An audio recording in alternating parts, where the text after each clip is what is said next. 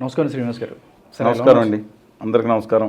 Sir ఎలా ఉన్నారు sir? ఉద్యమాల్లో తిరుగుతూ ఉన్నాం సార్. 2019 తర్వాత భీకరంగా జగన్మోహన్ రెడ్డి గారు వచ్చిన 45 రోజులకే కలెక్టరేట్స్ ముట్టడి కాకినాడతో మొదలుపెట్టాం వేలాది మందితో. అలాగే 26 జిల్లాల్లో ధర్నాలు చేశాం. తర్వాత ద్రౌపది ముర్ము గారికి బేషరతుగా మద్దతు ఇచ్చినప్పుడు కూడా చాలా గట్టిగా ధర్నాలు పెట్టాం. మీకు తెలుసు, విద్యార్థి యువజనులతో సమరయాత్ర 2 పెట్టాం. 2O కూడా నిర్వహించారు. విద్యార్థి యువజనులు ఎస్ఎఫ్ఐ, ఏఎస్ఎఫ్ఐ, ఎన్ఎస్ఐ అందరూ కూడా పీడిఎస్ అందరూ కలిసి వేలాది మందితో కథం తొక్కాం. కింద నెల ఢిల్లీకి వెళ్ళాం. విద్యార్థి యువజనులతో కలిపి ధర్నా చేసాం పార్లమెంట్ దగ్గర. రాష్ట్రం అంతా అటు అనంతపురం నుంచి, తిరుపతి నుంచి, విశాఖపట్నం నుంచి అన్ని చోట్ల తిరుగుతున్నాం.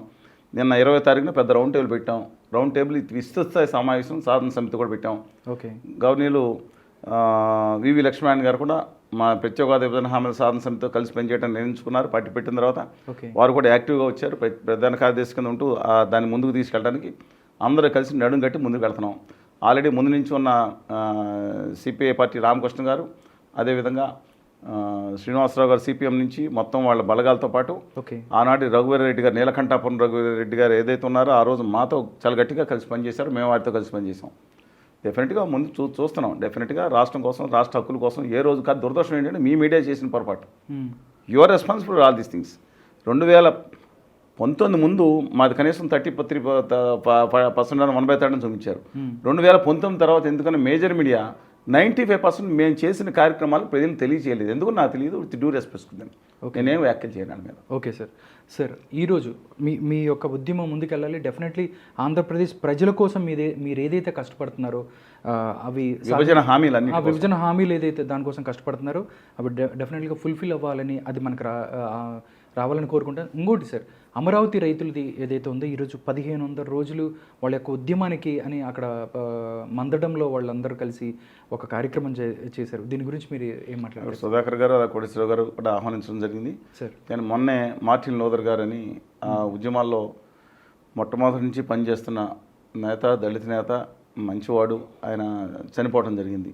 ఎప్పుడు కూడా ఉద్యమాల్లో పాదయాత్రలో కానీ తనకు ఆరోగ్యం ఎంత ఇబ్బంది అయినా సరే ఆయన ముందు ఉండేవాడు. ఆయన వారికి శ్రద్ధాంజలి ఘటించి వచ్చాం. ఇవాళ ఆ ఉద్యమ 1500 రోజులు ఈ దేశ చరిత్రలో డెఫినెట్గా చెప్తాను, గొప్ప ఉద్యమాలు చాలా ఉన్నాయి డెఫినెట్గా. కానీ తమ హక్కుల కోసం మహిళలు, రైతులు 1500 రోజుల పాటు అవిశ్రాంతంగా ఉద్యమించడం డెఫినెట్గా చరిత్రలో ఉంటుంది. వాళ్ళకి డెఫినెట్గా న్యాయం జరుగుతుందనే భావిస్తా ఉన్నాను. ఓకే. డెఫినెట్లీ. అంటే 1500 రోజులు చేస్తున్నారు అంటే ఎలక్షన్ రాబోతుంది సార్. రాబోయే ఎలక్షన్స్లో ఏదైతే అమరావతి అనేది ఒక అంశంగా ఉండబోతుందా, అంటే ఈ అంశం మీదే టోటల్గా రిజల్ట్ అనేది ఆధారపడుతుందా అంటే మీరేం చెప్తారు సార్? నేను 2 విషయాలు. ఒక ఉద్యమకారుడు, మీరు అడిగేది, నేను ఒక ఉద్యమకారుడిగా ముందు మాట్లాడతాను, తర్వాత మీరు అడిగే విశ్లేషణ తర్వాత చేస్తాను. Okay sir. ఇక్కడ విశ్లేషణకర్తలు చాలామంది ఉన్నారు మీకు. కానీ ఒక ఉద్యమంలో ఉండి దశాబ్దాలుగా 3 దశాబ్దాలుగా ఉద్యమంలో ఉన్నవాడిగా ఒకటి చెప్తానండి. ఉద్యమ ఆకాంక్ష ఏదైతే ఉందో, మామూలుగా ఒక ఉత్తర భారతీయ జనతా పార్టీతో కలిస్తే ఇక్కడ రాజకీయ పక్షాలు అధికారం రాకూడదని ఉంటుంది. కానీ ఆ పరిస్థితి లేదు. కలిసిన వచ్చే అవకాశం కనపడుతుంది కొన్నిసార్లు. అలాగే ఇవాళ అమరావతి వాళ్ళ రైతులతోనూ వాళ్ళ పోరాటంతోనూ సంఘీభావం ప్రకటిస్తూ వాళ్ళు నిలబడ్డాం. 3-4 జిల్లాల్లో వాళ్ళ పాదయాత్ర సంఘీభావం ప్రకటించి వచ్చాను. వాళ్ళకు పూర్తిగా న్యాయం జరగాలని భావిస్తున్నాను. కానీ వాస్తవానికి వచ్చే ఎన్నికల్లో అది ప్రధాన అంశంగా దురదృష్టవశాత్తు లేకపోయింది. ఓకే.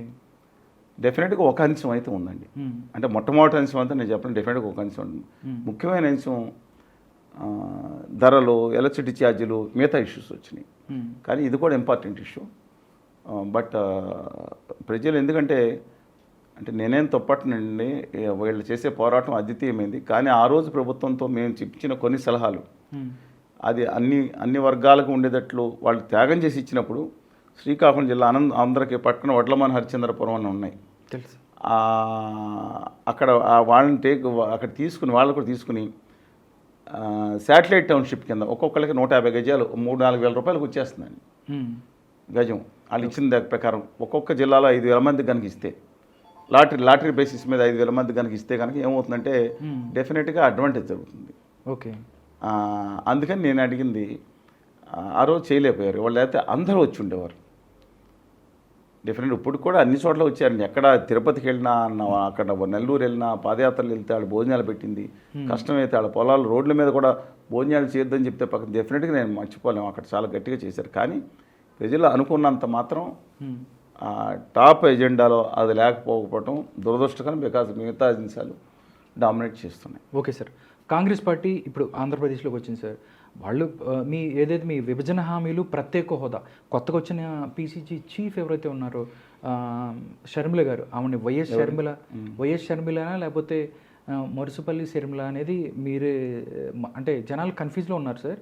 అది ఏంటనేది మీరే మాట్లాడాలి, మీరే చెప్పాలి. అంటే ప్రత్యేక హోదా, విభజన హామీలు మేము అన్నీ చేస్తాము, పోలవరం ఏదైతే మా బీజేపీ చేయలేకపోయింది, టీడీపీ వాళ్ళకి వంతపాడారు, వైసీపీ వీళ్ళందరూ బీజేపీకి భయపడ్డారు, కాంగ్రెస్ పార్టీ చేస్తుంది అని అంటున్నారండి. దీని మీద అసలు మీరు విభజన హామీలకు సంబంధించి మీరు పోరాటం చేస్తున్నారు, మీకు దీని మీద ఉన్న నమ్మకం ఉందా? రఘువీరెడ్డి గారు కానీ, శైలజానాథ్ గారు కానీ, తర్వాత వచ్చిన రుద్రరాజు గారు కానీ డెఫినెట్గా కోఆపరేట్ కలిసి పనిచేసాం. రఘువీరెడ్డి గారు అయితే ఒక స్టెప్ ముందుకు వెళ్ళి ఆ రోజు కోటి సంతకాలు మేము ఉద్యమం మొట్టమొదటిగా ఢిల్లీలోంచి మొదలుపెట్టింది మేమే. ఢిల్లీలో అంటే వాళ్ళు బిల్లు మార్చి 1లో ఆమోదించిన వెంటనే క్యాబినెట్ ఆమోదించిన వెంటనే ఎగ్జిక్యూటివ్ ఆర్డర్ ఇవ్వాల్సింది. ఎలాగో ఎలక్షన్ ఇవ్వలేదండి వాళ్ళు. అప్పటి నుంచే అంటే మార్చి 6వ తారీఖు నుంచే మేము మొదలుపెట్టాం.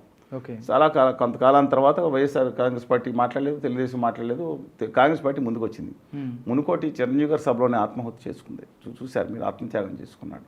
తర్వాత ఆ నేపథ్యంలో ఆ తర్వాత ఎందుకన్నా ఉద్యమం వాళ్ళు తక్కువ అయిపోయింది, డిఫరెంట్ ఇష్యూ. కానీ ఒకటి అడుగుతున్నాను, నేను వాళ్ళని అప్రిషియేట్ చేస్తున్నాను. రాహుల్ గాంధీ గారు మేము ఢిల్లీలో సభలో పాల్గొన్నప్పుడు కానీ, రాహుల్ గాంధీ గారు మంత్రాలయ దగ్గర పాదయాత్ర ఉన్నప్పుడు నేను వెళ్ళి కలిశాను. అప్పుడు ఇద్దరం కలిసి సభలో పాల్గొన్నాం. ఆ రాహుల్ గాంధీ గారి కళ్ళలో నిజాయితీ కనపడింది అన్న. తన తల్లిగారి చేతుల్లో విభాజిత ఆంధ్రప్రదేశ్కి అన్యాయం జరిగింది, తను న్యాయం చేయాలనే ఉద్దేశంతో ఆయన డ్రైవింగ్ పాయింట్గా ఉండి వాళ్ళ సిడబ్ల్యూసీ సమావేశంలో తీర్మానం ఆమోదిస్తే ఇష్యూ కాదు. అపార్ట్ ఫ్రమ్ దట్ ప్లేనరీలో కూడా ఆమోదించి ఈ దేశ చరిత్రలో ఏ ముఖ్యమైన రాజకీయ పార్టీ కూడా మేము అధికారంలోకి వస్తే పెట్టబోయే మొదటి సంతకం దేశ చరిత్రలో జాతీయ పార్టీలు ఎవరో అలా ప్రకటించలేదు. దేశ స్థాయిలో, ప్రాంతీయ స్థాయిలో ప్రకటించవచ్చు అధికారంలో. అలాంటిది కాశ్మీర్ సమస్య ఉంది, అనేక సమస్యలు ఉన్నాయి. దేశంలో మొట్టమొదటిసారి నేను ఈ ఆంధ్రప్రదేశ్ ప్రత్యేక హోదా ఇస్తామని రాహుల్ గాంధీ గారిని కాంగ్రెస్ పార్టీ ప్రకటించి ఆయన కళ్ళలో నిజాయితీ కనపడింది. కానీ లోపం జరిగింది. నేను ఒకటే చెప్తున్నాను, వాళ్ళ కొంతమంది వాళ్ళ అభిమానులు బాధపడచ్చు, కానీ కాంగ్రెస్ పార్టీని ఆ రోజు నమ్మి మోసపోయాం కోస్తా రాయలసీమ ప్రజలు. నిర్ద్వందంగా నేను చెప్పింది కరెక్ట్ కాదని చెప్పి మా సోదరులు తులసిరెడ్డి గారు, I'm having lot of respect towards him, ఆయన ఏదో 2 లక్షల కోట్లు డాట్లు పెట్టాను, ఆయనకి తెలుసు, ఆయన పార్టీని డిఫెండ్ చేయడానికి మాట్లాడుతున్నారు. ఇవాళ వాళ్ళు హోదా కానీ విభజన బిల్లులో పెట్టే సంబంధం లేదా వెనక్కి పంపించవచ్చు. బీజేపీ చెప్పింది మేము ఆమోదిస్తాం వెంటనే అని, 2వ రోజు పెట్టి 3వ రోజు ఆమోదించుకోవచ్చు. బిల్లులో పెట్టొచ్చండి. ఏది ప్రత్యేక హోదా కానీ రాయితీలు కూడా మనం బిల్లు పెట్టచ్చు. ఏదో చిన్న రాయితీలు రావాలి, ఏదో ఒకటి ఇష్టం వచ్చినట్టు 2 రాష్ట్రాలకి ఇవ్వాలని చెప్పడం జరిగింది. అది కాకుండా అసలు వాళ్ళు ఎగ్జిక్యూటివ్ ఆర్డర్ కూడా ఇవ్వచ్చు. ఎందుకంటే హిమాచల్ ప్రదేశ్కి ఇచ్చినప్పుడు మిగతా రాష్ట్రాలు ఒప్పుకోలేదు, నేషనల్ డెవలప్మెంట్ కౌన్సిల్ ఏం పెట్టలేదండి. ఒక ఎగ్జిక్యూటివ్ ఆర్డర్ ఇచ్చేస్తుంటే వాళ్ళు అమలైపోయేది, ఆంధ్రప్రదేశ్కి లక్షల కోట్ల లాభం కానీ వాళ్ళ భావితరాలు వలస వెళ్ళకపోయే పరిస్థితి ఉండేది కదా. నమ్మి మోసపోయాం. ఆ రోజు కాంగ్రెస్ పార్టీని నమ్మించి మోసం చేసింది ఉత్తర భారతీయ జనతా పార్టీ. అందుకనే ఆంధ్రప్రదేశ్ రాష్ట్రంలో ఈ 2 జాతీయ పక్షాలకు కూడా 100 కంటే తక్కువ ఓట్లు వచ్చింది. దేశ చరిత్రలో ఇంకెక్కడ ఏ రాష్ట్రంలో చూసినా ఇంత తక్కువ ఓట్లు రాలేదు. నేను చెప్పిన సత్యం. అండమాన్లో కూడా బీజేపీ నెగ్గిందండి, లక్షద్వీపుల్లో కాంగ్రెస్ ఉందండి, ఎక్కడ కాశ్మీర్లో ఉందండి, సిక్కింలో 1.24% వచ్చిందండి బీజేపీకి, 64%. ఆంధ్రప్రదేశ్లో 0.8% వచ్చిందండి, 0.8%. ఇప్పుడు 0.5 వస్తుందని అంచనా వేస్తున్నారు. 0.5 ఉంటుంది కదండి, ఆ పర్సంటేజ్ వస్తుందని బీజేపీకి అంచనా వేస్తున్నారు. అందుకని నమ్మించి మోసం చేసింది బీజేపీ. సార్ ఒకటి సార్, బీజేపీ మోసం చేసింది, కాంగ్రెస్ పార్టీ మోసం చేసింది. కాంగ్రెస్ పార్టీ చేతిలో మోసపోయి ఆ రోజు ఓకే సార్. మిగతా ఏదైతే ప్రాంతీయ పార్టీలు ఉన్నాయో అవి కానీ ఆంధ్రప్రదేశ్కి ఏం చేసాయి సార్? వాళ్ళు కూడా, మిగతా వాళ్ళు కూడా బీజేపీ ఏం చెప్తే అది చేశారు. కానీ రానున్న కాలంలో ఇప్పుడైతే వైనాట్ 175 అన్న జగన్మోహన్ రెడ్డి గారు హ్యాపీగా దిగిపోతా అనే రేంజ్కి పడిపోయింది అని మాట్లాడారు అంటున్నారు. ఇటువైపు చూస్తే అంటే రాబోయే పార్టీ, ఒకవేళ ఏదైనా గెలిచే పార్టీ మీ విభజన హామీలు అవ్వచ్చు, ఆంధ్రప్రదేశ్ కోసం చిత్తశుద్ధితో ఫైట్ చేస్తుందని మీరు అనుకుంటున్నారా? మీరు వేసిన ప్రశ్నకి సమాధానం మీ కళ్ళలో కనపడుతుంది. ఏం కనపడుతుంది? ఓ పక్కన మీకు బాధ కాదు, మీకు సమాధానం తెలుసు, నాతో చెప్పిద్దామని మీరు ప్రయత్నం కాదు. గుండె మండిన ప్రతి తెలుగోడులో తెలుగోడు ఎందుకన్నా అంటే తెలంగాణలో కూడా వాళ్ళు అన్యాయం చేశారు కాబట్టి తెలుగోడులోను, ఆంధ్రలోను గుండె మండిన ప్రతి వాళ్ళలోనూ మీ గుండెలో ఉన్న భావమే ఉంది. వాళ్ళ ప్రతిష్ఠ చెందిన ఆంధ్రుల యొక్క ఆత్మగౌరవాన్ని తీసుకెళ్లి ఢిల్లీ నడివీధుల్లో తాకట్టు పెట్టారని ఏదైతే భావన ఉందో అది అధికార పార్టీ కానీ ప్రతిపక్షాలు కానీ ముఖ్యమైన ఐఎమ్ నాట్ సేయింగ్ అబౌట్ ఏది వామపక్షాల గురించి నేను మాట్లాడను. వాళ్ళు ఖచ్చితంగా నిలబడి ఉన్నారు. అలా Congress party now they are trying their level best, that's different issue. ముఖ్యమైన 3 పార్టీలు ఢిల్లీకి వెళ్ళి అక్కడ పెట్టినందుకే కదా మీ గుండె లోతుల్లో బాధ నాకు అలాగే ఉంది. కానీ దీనికి కారణం ఒకటి కనుక్కుందామని ఒక డాక్టర్ గారిని మీకు చాలామంది తెలుసు, ఎల్లాపేట సుబ్బారావు గారి పేరున్నారా? విన్నామండి. ఆయన ఆరోమెసిన్ టెట్రాసైక్లిన్ బేసిక్ దాంట్లో ఇంటర్మీడియట్స్ కనిపెట్టి ఈ ప్రపంచ మానవాళ్ళని కాపాడిన గొప్పవాడిలో ఒకడు మహానుభావుడు. మా పశ్చిమ గోదావరి జిల్లా నుంచి వెళ్ళి అమెరికాలో ఆయన లీడర్ల కంపెనీ విగ్రహాలు ఉంటాయి, ఇండియాలో ఒక విగ్రహం పెట్టినట్టున్నారు. అలాంటి శాస్త్రవేత్తలు ఎంతరో ఉన్నారు ఈ దేశంలో. అలాంటి శాస్త్రవేత్తలు అంటే మీకు కన్ఫ్యూజ్ అవుతున్నారు కదా. ఎందుకంటే కాదు నేను ఎందుకు ఈ సబ్జెక్ట్ అయితే శాస్త్రవేత్తలు ఎందుకు వచ్చాయి అనుకుంటారు. ఈ శాస్త్రవేత్తలు ఏం చేయాలంటే ఒక మందు కనుక్కోవాలి అర్జెంటుగా, దీనికి వ్యాక్సిన్ వేయాలి. దీనికి అల్లూరి సీతారామరాజు వ్యాక్సిన్ ఒకరికి వేయాలి. ఢిల్లీ వెళ్ళిన తర్వాత ఇక్కడ సింహాల్లా గర్జిస్తున్నాడు ఒక ఆయన, ఈ సింహానికి అల్లూరి సీతారామరాజు వ్యాక్సిన్ వేయాలి. ఎందుకంటే ఢిల్లీ వెళ్ళిన తర్వాత మేమంటుంది ఇది ఏంటి తేడా ఇక్కడ దాకా ఉంది. సరిగ్గా అక్కడికి వెళ్ళగానే ఆ టోన్ మారిపోయి మీరు మీమ్స్ చేస్తారు కదా, సింహం వెళ్ళిన తర్వాత సింహం ఏం చేస్తుంది, గర్జిస్తుంది. అక్కడికి వెళ్ళి మేమంటే ఎలా ఉంటుందో ఒకసారి మేమే వేసి చూడండి. దానికి అల్లూరి సీతారామరాజు వ్యాక్సిన్ వేయాలి. ఇంకొక పులి ఉంది, అది గాండ్రిస్తుంది. ఆ గాండ్రింపుల్కి అక్కడికి వెళ్ళి మళ్ళీ పిల్ల కాదు మరి ఏ పిల్ల బావురు పిల్ల కూడా సౌండ్ చేయట్లేదు.